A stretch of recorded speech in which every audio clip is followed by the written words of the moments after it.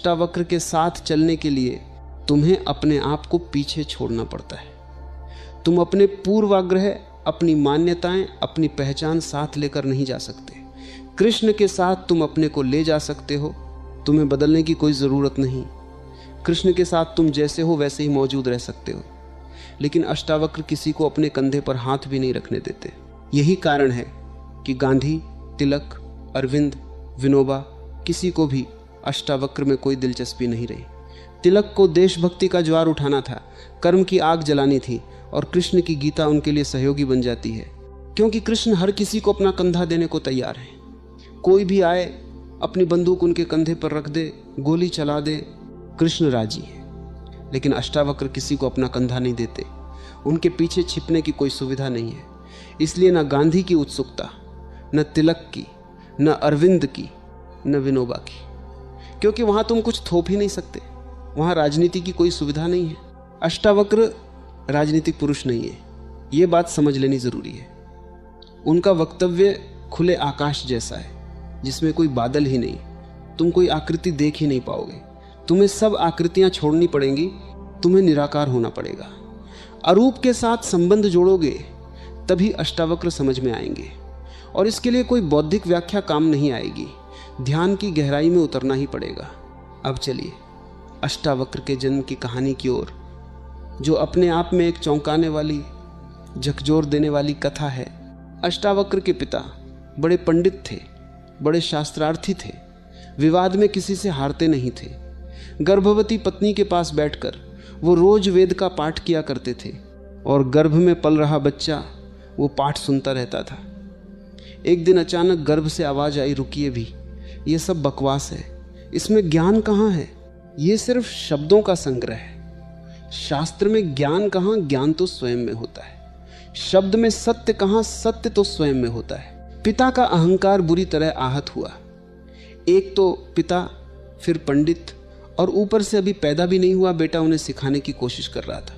क्रोध में आकर उन्होंने श्राप दे दिया कि जब ये बच्चा पैदा होगा तो 8 अंगों से टेढ़ा होगा, ऊंट की तरह इर्छा तिरछा। और सच में बच्चा 8 जगह से टेढ़े मेढ़े शरीर के साथ जन्मा। इसी कारण उसका नाम पड़ा अष्टावक्र, जो 8 जगह से कुबड़ा हो। इस कथा को सिर्फ इतिहास की तरह मत देखो, सिर्फ एक चमत्कारिक किस्से की तरह मत देखो। इसमें एक गहरा संकेत छिपा है। ऐसी ही कथाएं और महापुरुषों के बारे में भी मिलती हैं।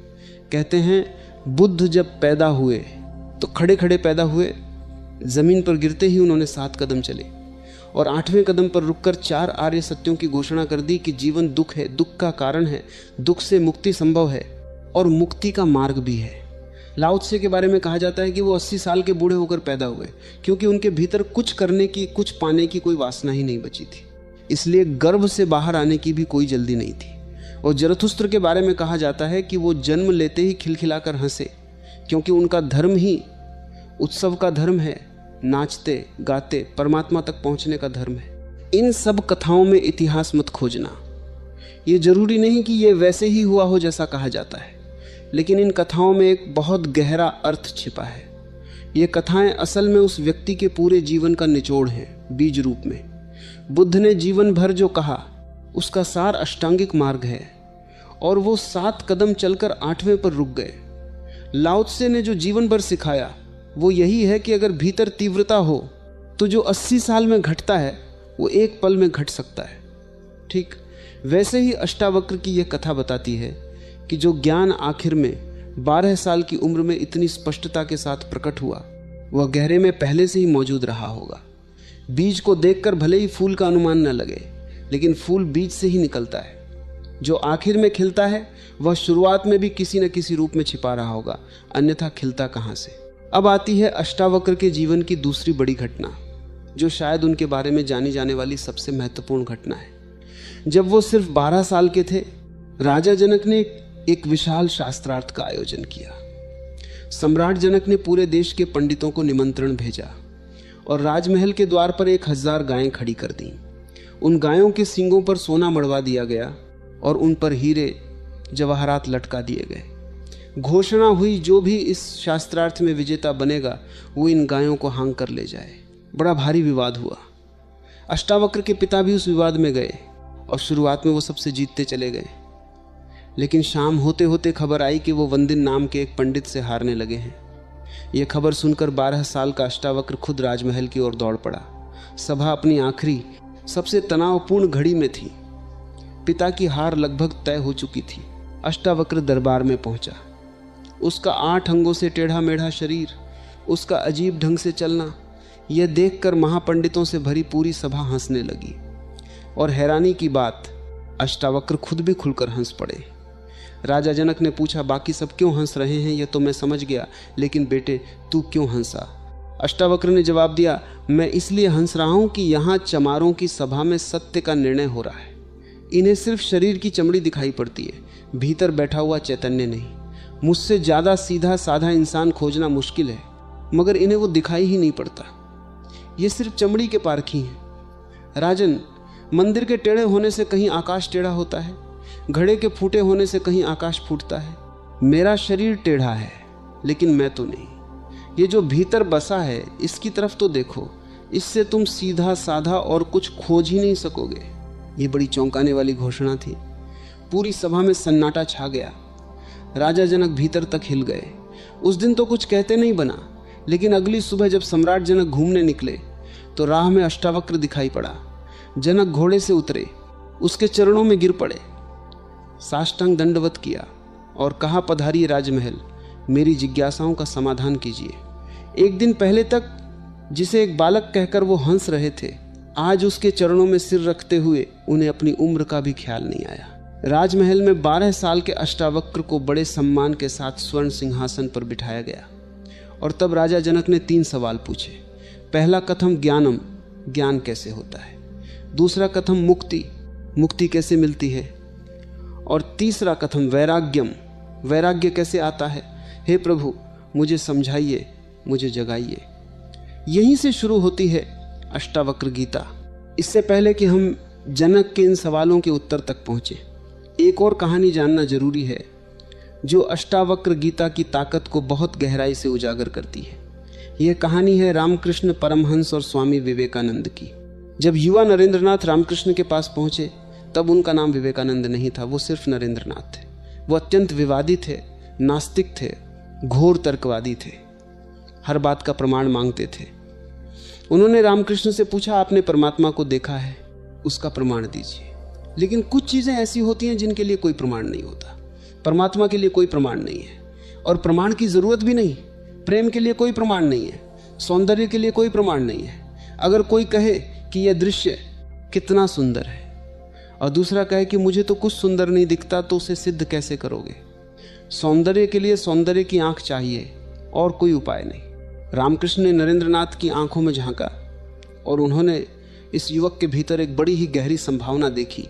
ये व्यक्ति बड़ा पुण्य, बड़ी संपदा लेकर आया है, बस तर्क की मोटी परतों में दबा हुआ है। उन्होंने नरेंद्रनाथ से कहा, प्रमाण की बात बाद में सोच लेंगे, अभी मैं जरा बूढ़ा हो गया हूँ, मुझे पढ़ने में दिक्कत होती है, तू जवान है, तेरी आंख अभी तेज है, यह किताब तू मुझे पढ़कर सुना दे। वह किताब थी अष्टावक्र गीता। नरेंद्रनाथ को इसमें कोई बड़ी आपत्ति नहीं दिखी। उन्होंने सोचा ये तो साधारण सी बात है, किताब पढ़कर सुना देने में हर्ज ही क्या है। उन्होंने पढ़ना शुरू किया। कहते हैं 2-4 सूत्र पढ़ते ही उन्हें भीतर एक अजीब घबराहट होने लगी, शरीर कांपने लगा और आंखों से आंसुओं की धार बह निकली। उन्होंने रामकृष्ण से कहा, मुझसे आगे नहीं पढ़ा जा रहा। रामकृष्ण ने कहा, पढ़ ही ले, इसमें तेरा क्या बिगड़ जाएगा। कहते हैं उस किताब को सुनाते सुनाते ही नरेंद्रनाथ भीतर कहीं डूब गए। रामकृष्ण ने देख लिया था कि इस व्यक्ति के भीतर बोधिसत्व जैसी संभावना है जिसका जागना अब बस समय की बात है। यही वो क्षण था जहां से नरेंद्रनाथ की भीतरी यात्रा शुरू हुई, जो आगे चलकर स्वामी विवेकानंद के नाम से जानी गई। और इस पूरी घटना के पीछे जो किताब थी वो अष्टावक्र गीता थी। सोचो, जिस शब्द को सुनकर एक कट्टर तर्कवादी इंसान कांप उठा, रो पड़ा, वो शब्द कितने वजन के होंगे। अब लौटते हैं उन 3 सवालों की ओर जो राजा जनक ने पूछे थे। ज्ञान कैसे होगा, मुक्ति कैसे होगी, वैराग्य कैसे होगा।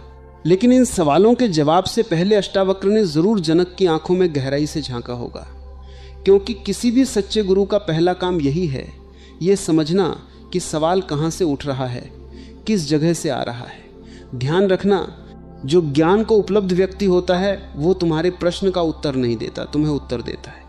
तुमने क्या पूछा ये उतना महत्वपूर्ण नहीं, तुमने क्यों पूछा, तुम्हारे भीतर असल में क्या जिज्ञासा छिपी है, ये ज़्यादा महत्वपूर्ण है। दुनिया में 4 तरह के लोग होते हैं और इन चारों की जिज्ञासा का स्वभाव बिल्कुल अलग होता है। पहला है ज्ञानी, जिसकी जिज्ञासा असल में जिज्ञासा होती ही नहीं, क्योंकि उसके भीतर जानने को कुछ बचा ही नहीं। उसका चित्त निर्मल हो चुका है, वो घर लौट चुका है। दूसरा है मुमुक्षु, जिसके भीतर मुक्ति की सच्ची शुद्ध प्यास है। उसकी जिज्ञासा न मूढ़ता से दूषित है, न अज्ञान पूर्ण धारणाओं से विकृत है। उसकी जिज्ञासा सरल चित्त से उठती है। तीसरा है अज्ञानी, जो अकड़ से भरा होता है, झुकना जानता ही नहीं। अगर अज्ञानी कभी पूछता भी है तो दूसरे को गलत सिद्ध करने के लिए पूछता है, परीक्षा लेने के लिए पूछता है, क्योंकि वो ये मानकर चलता है कि पता तो उसे है ही। और चौथा है मूढ़, जिसे ये पता ही नहीं कि जीवन में कोई गहरी समस्या भी है। मूढ़ और ज्ञानी में एक अजीब समानता होती है, दोनों के लिए कोई समस्या नहीं रहती। फर्क सिर्फ इतना है कि ज्ञानी समस्या के पार पहुंच चुका है और मूढ़ अभी समस्या के बाहर ही खड़ा है, उसे अंदर घुसने का रास्ता ही पता नहीं। राजा जनक की आंखों में अष्टावक्र को कोई अहंकार नहीं दिखा। 12 साल के बालक के चरणों में एक सम्राट गिर पड़े, यह अज्ञानी का काम नहीं हो सकता। अज्ञानी तो कभी झुकता ही नहीं। यह सरलता, यह विनम्रता, यह बेझिझक समर्पण बताता है कि जनक मुमुक्षु थे, मोक्ष के सच्चे जिज्ञासु, बिना किसी पूर्वाग्रह के, बिना किसी छुपे एजेंडे के। इसी वजह से अष्टावक्र ने उन्हें सीधे, बिना किसी भूमिका के, बिना किसी टालमटोल के असली बात कह दी। अब आते हैं अष्टावक्र के असली उत्तर पर, जो चौंकाने वाला है। अष्टावक्र कहते हैं, हे प्रिय, अगर तुझे मुक्ति चाहिए तो विषयों को विष की तरह छोड़ दे और क्षमा, सरलता, दया, संतोष और सत्य को अमृत की तरह अपना। ये विषय शब्द बड़ा बहुमूल्य है और ये विष से ही बना है। विष का अर्थ होता है जिसे खाने से आदमी मर जाए। विषय का अर्थ होता है जिसे बार बार खाने से हम बार बार मरते हैं। बार बार भोग, बार बार महत्वाकांक्षा, बार बार ईर्ष्या, बार बार क्रोध, इन्हीं को खाकर तो हम मरे हैं। अब तक हमने जीवन में जीवन कहाँ जाना है? मरने को ही जाना है। जन्म से लेकर मृत्यु तक हम धीरे धीरे मरते ही चले जाते हैं। जिसे हम जीवन कहते हैं वो असल में एक सतत मरने की प्रक्रिया है। अष्टावक्र एक सुंदर उपमा देते हैं। जैसे एक छेद वाला घड़ा अगर कुएं में डाला जाए तो जब तक वो पानी में डूबा रहता है भरा हुआ मालूम पड़ता है, लेकिन जैसे ही उसे ऊपर खींचना शुरू करो वो खाली होने लगता है। जलधाराएं गिरने लगती हैं और जब तक घड़ा हाथ में आता है उसमें पानी की एक बूंद भी नहीं बचती। हमारा जीवन भी ऐसा ही है। बच्चा पैदा नहीं हुआ तो भरा मालूम पड़ता है, पैदा हुआ कि खाली होना शुरू हुआ। जन्म का पहला दिन मृत्यु का पहला दिन है।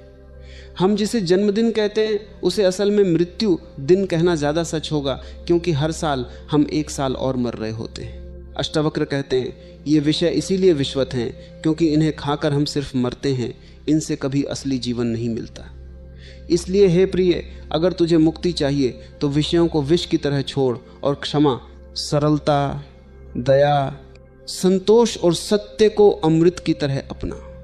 क्षमा क्रोध का अमृत रूप है, सरलता कुटिलता का अमृत रूप है, दया कठोरता और क्रूरता का अमृत रूप है, संतोष असंतोष का अमृत रूप है और सत्य असत्य का अमृत रूप है। जिससे जीवन मिले, जिससे अमृत मिले, जिससे उस तत्व का पता चले जो कभी नहीं मरेगा, वही अमृत है। फिर अष्टावक्र संतोष की बात गहराई से करते हैं। असंतोष का कीड़ा हृदय में कैंसर की तरफ फैलता चला जाता है।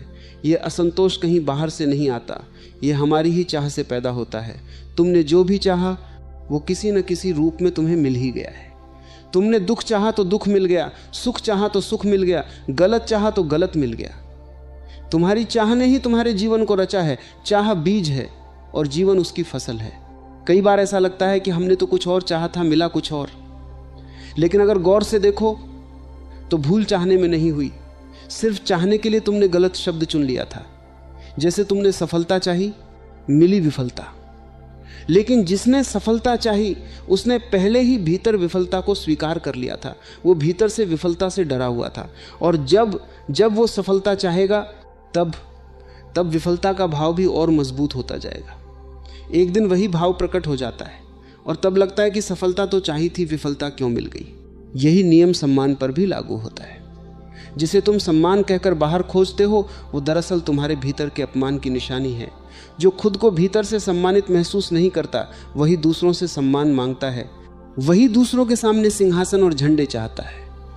यह सम्मान की आकांक्षा इस बात का सबूत है कि भीतर तुम खुद को अपमानित महसूस कर रहे हो। और सोचो, दो भिखारी एक दूसरे से भीख मांग रहे हो तो भीख मिलेगी कैसे?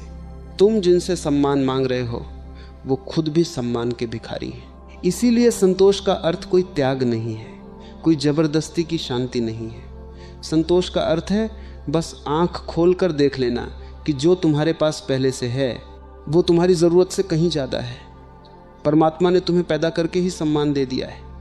आंखें दी हैं हरे वृक्षों को देखने के लिए, कान दिए हैं संगीत सुनने के लिए, चेतना दी है बुद्ध होने की संभावना के साथ।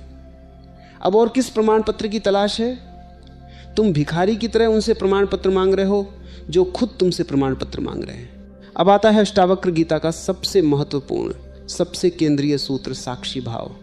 अष्टावक्र कहते हैं, तू न पृथ्वी है, न जल, न वायु, न अग्नि, न आकाश। तू तो इन सब का साक्षी है, दृष्टा है, इन सब से असंग, इन सब से अलग। यह देह तो मिट्टी, जल, अग्नि, वायु और आकाश से बनी है, लेकिन तुम इसके भीतर वो दिया हो जिसमें यह सब प्रकाशित हो रहा है।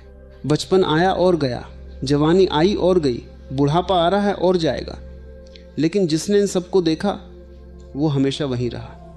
अगर मैं बचपन ही होता तो बचपन के जाते ही मैं भी चला जाता, लेकिन बचपन गया मैं फिर भी हूँ, जवानी गई मैं फिर भी हूँ। तो जो आता है और जाता है मैं वो नहीं हो सकता। मैं तो वो शाश्वत हूँ जिस पर ये सब बीतता है। जैसे रेलगाड़ी में सफ़र करते हुए एक स्टेशन आता है, फिर दूसरा स्टेशन आता है, लेकिन यात्री किसी भी स्टेशन के साथ अपने को एक नहीं समझ लेता। यात्री जानता है मैं तो यात्री हूँ, स्टेशन तो आते जाते रहते हैं। ठीक वैसे ही तुम भी देखने वाले हो, तुम देह नहीं हो। और फिर अष्टावक्र वो बात कहते हैं जो किसी और शास्त्र में इतनी सीधी तरह नहीं कही गई।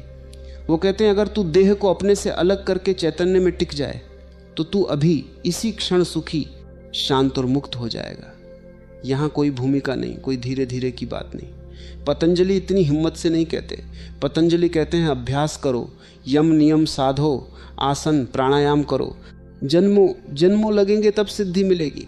महावीर कहते हैं पंच महाव्रत धारण करो, तब जाकर निर्जरा होगी, कर्मों का जाल कटेगा।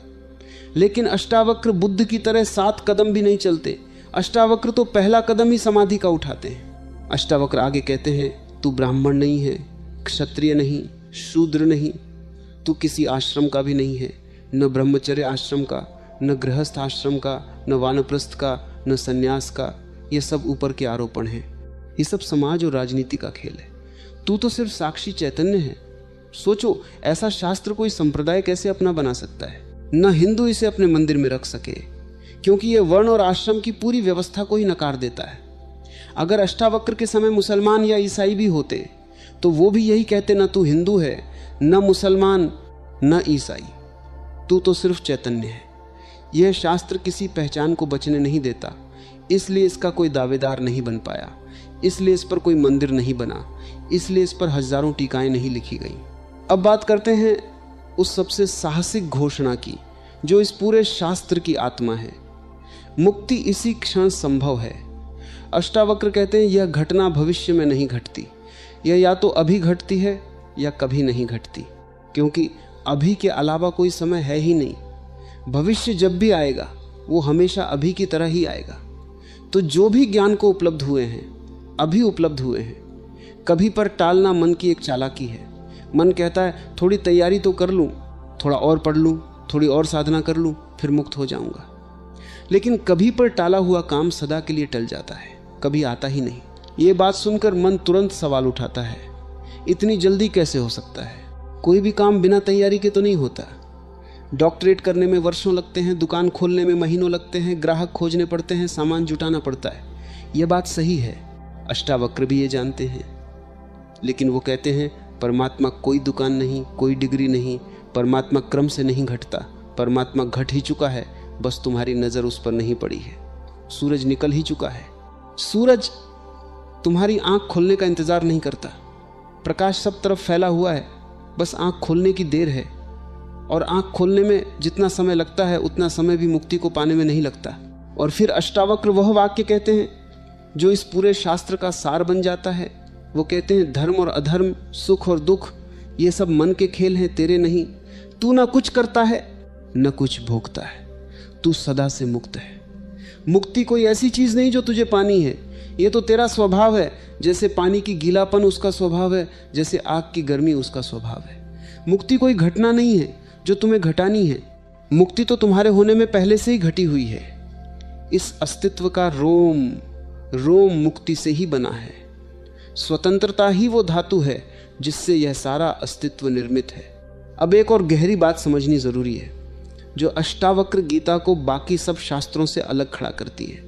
यह है बीज और फूल के बीच का फासला। और यह बात सिर्फ अष्टावक्र पर नहीं, हर जागे हुए इंसान पर लागू होती है। जब कोई व्यक्ति किसी बीज को देखता है तो उसे यह अंदाजा ही नहीं लगता कि इस बीज से कैसा फूल निकलेगा, कैसी सुगंध होगी, कैसा रंग होगा, कैसी कोमलता होगी। बीज में तो सिर्फ मिट्टी जैसा एक छोटा सा कण दिखाई देता है। अब इंसानों के सामने दो रास्ते होते हैं। एक रास्ता है तर्क का, संदेह का, अश्रद्धा का। वो कहता है जो बीज में दिखाई नहीं पड़ा वो फूल में हो ही नहीं सकता, ये सब धोखा है, ये सब भ्रम है, इसमें कोई जादू, कोई तिलिस्म जरूर है। दूसरा रास्ता है श्रद्धा का, प्रेम का, सहानुभूति का। वो फूल को देखता है और फिर पीछे की ओर यात्रा करता है। वो कहता है अगर फूल में इतनी सुंदरता है, इतनी सुगंध है, तो ये बीज में जरूर छिपी रही होगी, बस दिखाई नहीं पड़ी। यही वजह है कि जब बुद्ध 12 साल बाद अपने गांव लौटे तो उनके पिता ने कहा, मैं तुझे जन्म से जानता हूं, तू मुझे क्या सिखाएगा, मुझे धोखा नहीं दे सकता। बुद्ध ने जवाब दिया, आपने जिसे जन्म दिया, जिसे देखा, वो शरीर था, बाहर का रूप था। भीतर जो जागा है वो आपने कभी नहीं देखा। जो गया था वो वापस नहीं आया। ये कोई और ही है जो आपके घर पैदा हुआ था, जिसने सिर्फ बीज देखा है, वो फूल को पहचान नहीं पाता। यही कहानी हर जागे हुए इंसान के साथ दोहराई जाती है। जिन्होंने अष्टावक्र को सिर्फ बाहर से, सिर्फ उनके टेढ़े शरीर से देखा, वो उनकी भीतरी रोशनी को कभी देख ही नहीं पाए। ये बात आज भी उतनी ही सच है जितनी तब थी। जिन्होंने किसी जागे हुए इंसान को बचपन से देखा, बड़े होते देखा, गलतियां करते देखा, उनके लिए यह मान लेना मुश्किल हो जाता है कि ये वही इंसान अब बदल चुका है जो बीज देखता है। वो फूल पर भरोसा नहीं कर पाता, और जो फूल देखता है उसके लिए बीज पर शक करना भी मुश्किल हो जाता है। दोनों का तर्क एक जैसा ही है, बस देखने की दिशा अलग है। तो अगर एक वाक्य में अष्टावक्र गीता का सार कहना हो तो वह यही है, तुम पहले से मुक्त हो। बस यह बात भीतर तक उतर जानी चाहिए। न कोई विधि चाहिए, न कोई वर्षों की साधना, बस ठहर जाओ और देखने लगो। यही साक्षी भाव है, यही ध्यान है, यही मुक्ति है। यही कारण है कि अष्टावक्र ध्यान को भी अलग ढंग से परिभाषित करते हैं। वो ये नहीं कहते कि तुम बैठकर राम राम जपो। वो कहते हैं तुम जो भी करोगे वो ध्यान नहीं हो सकता, क्योंकि जहाँ कर्ता मौजूद है वहाँ अहंकार मौजूद है, और जहाँ अहंकार है वहाँ ध्यान कैसा। ध्यान का अर्थ है साक्षी हो जाना, सिर्फ देखने वाले रह जाना, दृष्टा मात्र हो जाना।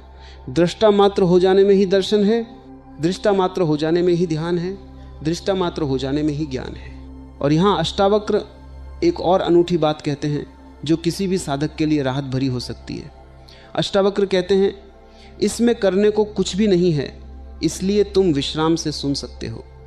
जैसे लाओ त्से का सूत्र है समर्पण, वैसे ही अष्टावक्र का सूत्र है विश्राम। मन हमेशा खुजलाहट महसूस करता है कि कुछ करूं, कोई तकनीक सीखूं, कोई विधि अपनाऊं, लेकिन अष्टावक्र कहते हैं जिसे तुम खोज रहे हो वो खोया ही नहीं, इसलिए मिल भी नहीं सकता। क्योंकि जो खोया ही नहीं वो मिलेगा कैसे? वही तुम्हारा स्वभाव है। तुम परमात्मा हो, तुम ब्रह्म हो, फिर कहाँ खोजते हो, कहाँ भागे चले जाते हो?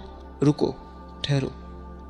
परमात्मा दौड़ने से नहीं मिलता, क्योंकि परमात्मा दौड़ने वाले के भीतर ही छिपा है। इसी वजह से अष्टावक्र महावीर के सम्यक श्रवण की भी याद दिलाते हैं। महावीर ने कहा है कि श्रावक मुक्त हो सकता है सिर्फ सुनते सुनते। श्रावक का अर्थ ही है जो सुनते सुनते मुक्त हो जाए।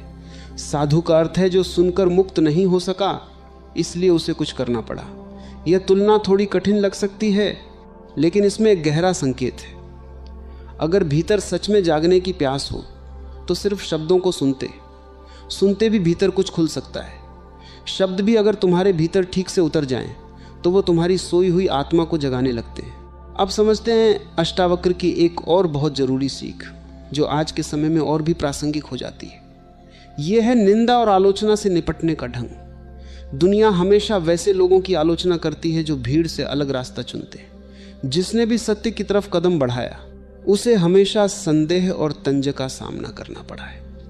जिनके पास सच में जागने की गहरी प्यास नहीं होती, वो जागे हुए इंसान को समझ नहीं पाते, और जो समझ नहीं पाते वो आलोचना करने लगते हैं। यह कोई नई बात नहीं, ये सदियों से ऐसा ही चलता आया है। जिनके पास बीज देखने की आदत है वो फूल पर भरोसा नहीं कर पाते, और इसी अविश्वास से आलोचना जन्म लेती है। यहाँ एक छोटा सा उदाहरण समझने लायक है जो इस पूरी बात को और साफ कर देता है। एक चमार यानी जूते बनाने वाला जब किसी इंसान को देखता है तो वो उसके चेहरे की तरफ नहीं देखता, वो उसके जूते की तरफ देखता है। जूते की सिलवटें, जूते की चमक, जूते का घिसा होना या नया होना, ये सब उसे उस इंसान की पूरी कहानी बता देता है। दर्जी कपड़े देखता है और कपड़े से ही अंदाज़ा लगा लेता है कि सामने वाले की आर्थिक हालत कैसी है। हर किसी की अपनी एक बंधी हुई दृष्टि होती है और वो उसी दृष्टि से दुनिया को नापता है। सिर्फ वही व्यक्ति आत्मा को देख पाता है जिसके पास कोई बंधी हुई दृष्टि नहीं, जिसके पास सिर्फ दर्शन है, सिर्फ साक्षी भाव है। जब अष्टावक्र की सभा में महापंडित उन्हें देखकर हंस रहे थे तब वो असल में चमार की तरह व्यवहार कर रहे थे। सिर्फ शरीर की चमड़ी देख रहे थे, भीतर का चैतन्य नहीं देख पा रहे थे। और अष्टावक्र ने यही बात इतनी साफगोई से कह दी कि पूरी सभा सन्न रह गई। यह घटना सिर्फ एक 12 साल के बालक की चतुराई नहीं थी, यह एक गहरी आध्यात्मिक चुनौती थी जो आज भी उतनी ही प्रासंगिक है। आज भी हम एक दूसरे को कपड़ों से, पदों से, उपलब्धियों से नापते हैं, और इसी वजह से हम कभी एक दूसरे की आत्मा तक नहीं पहुंच